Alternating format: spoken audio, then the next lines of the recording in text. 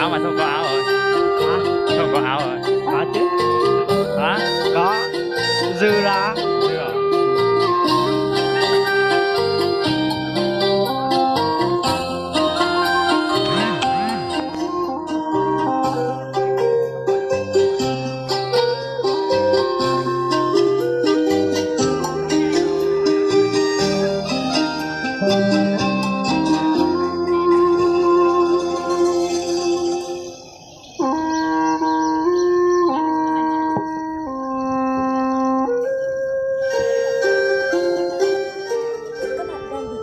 thi tốt nghiệp lớp múa dân gian khóa 7 của trung tâm nghệ thuật Mơ Đăng. Cái gì bài thi tốt nghiệp hả?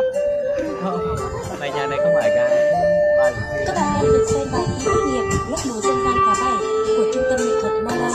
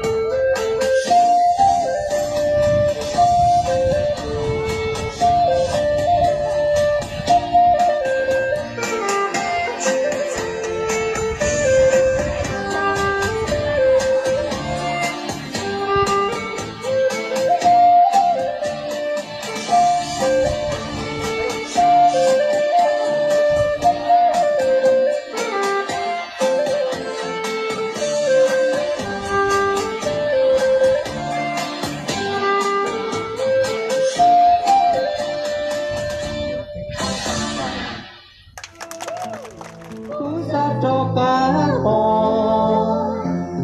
lưu che vòng lông đòn nhớ mùa ý nước gió kia phục tao mơ cứ xa cho cá bò lưu che vòng lông đòn.